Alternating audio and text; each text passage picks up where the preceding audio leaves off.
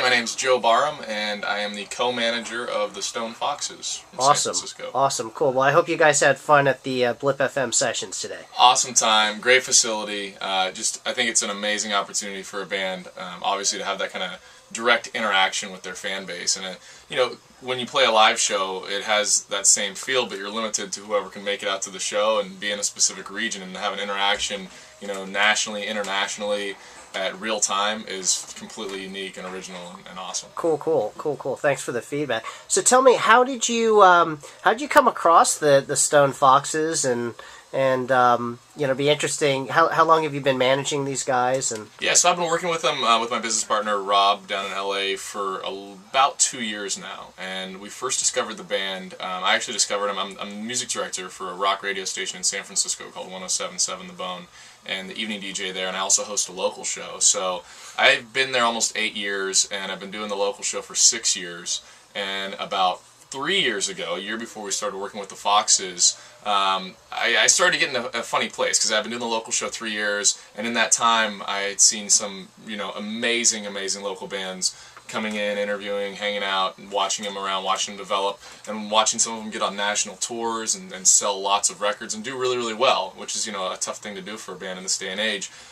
But repeatedly, a lot of these bands were breaking up and just falling off, and they couldn't become sustainable. And here these guys were extremely talented, had the ability to do something that not a lot of people do, and did it well, and started to find success, and still couldn't make it work. So at that time, I had been talking to my business partner Rob, and we always maybe brainstormed about working in the industry from a management perspective. And he used to work for a record label down in Los Angeles, so we kind of just ran into each other in February a few years back and said, hey, why don't we manage bands? And the unique thing about having that local show is I've, over that 8-year span of time, had, 6 years at the time, probably 500-600 local bands that, and out of those, maybe 80 to 100 really solid. And so out of those, I took 50 down to West Hollywood, and we sat all night, had a good time and listened to music. And, wow. And I had actually got a demo from these guys a week before, just so have it.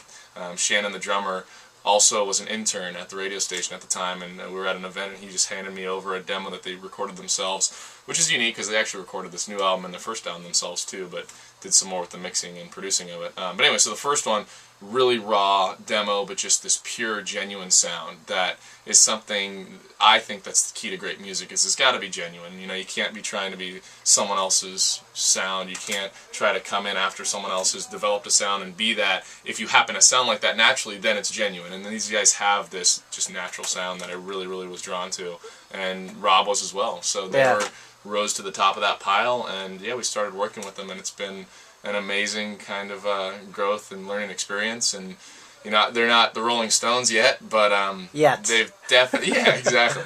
They've definitely we've got so much great reaction. That's great. Yeah, so it's been good so far. That's great. Yeah, no, they it's funny when we were talking earlier, and the first time I heard the band, I thought they were kind of a cross between the Drive-By Truckers meets Wolfmother meets Aerosmith meets, it's just a really cool combination. There's some sort of southern rock elements to it, there's some Americana to it, and then there's some, straight ahead rock stuff. Well, what's so unique about the band, and as, whoever just saw the session realized, they have 3 different principal writers, and all 4 of them sing lead on different songs, and so because of that, you have each song of the album has a different kind of flavor to it, but it's all held together with this glue that's kind of this really strong rock blues bass. And you hear that sort of in Spence's guitar growing up in the Central Valley. A lot of people who hear him say, wow, these guys got to be from the South. And they're not, but the Central Valley is sort of the south of California, so they do sort of have that aspect.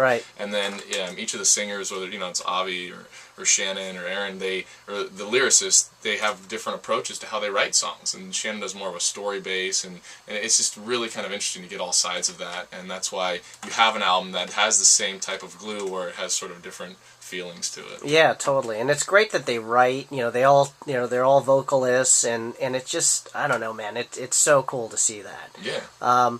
And then live, at the Barrel House. Thanks again for taking me there. That place is awesome. Barrel House in San Francisco, really on killer Tehama Street, correct? Yeah, it's 80 Tehama Street. Yeah. What's the story? If you can talk a little bit about well, that. we'll edit it out if I can't.